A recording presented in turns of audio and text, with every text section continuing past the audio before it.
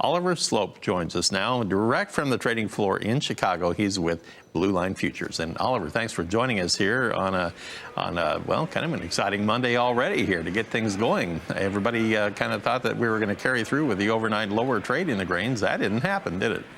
Nice to see some buying come into the markets. We're kind of crossing our fingers, though. We have failed to see these relief rallies really sustain any momentum. We haven't had two consecutive positive closes in soybeans since I think the end of May, and corn really hasn't been able to get anything going as of late either. And I think it's going to be very important going forward to start to stabilize a bottom to see these consecutive positive closes. So though it's nice to see, we need to see some continuation through the middle of the week. For December corn, some of the levels we're looking at, 358 to 360. This is previously significant support.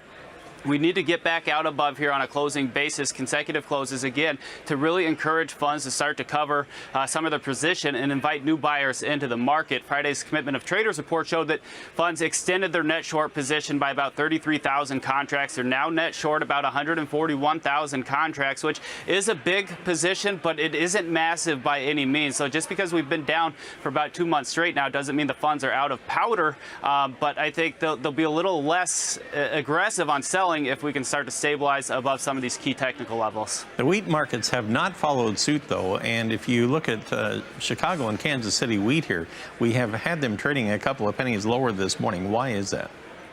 Well, wheat's kind of been on its own. Obviously, we've kind of seen corn and soybeans trade into uncharted territory. Wheat still trading within the year's range and kind of right in the middle, near that $5 level. Psychologically significant and technically significant for us because the 200-day moving average comes in there as well. We continue to believe that the bears are in control until we can get closes out above technical resistance. There's a little bit at $5, but 513 to 516 is a big one. So long as the bears defend this, I think we retest the recent lows. There's a little bit of a support pocket, 475 to 480. Tested that last week. If we retest that, I think that opens the floodgates and could press us towards the December contract lows of about 450. Funds relatively neutral, just short about 1,200 contracts at the moment.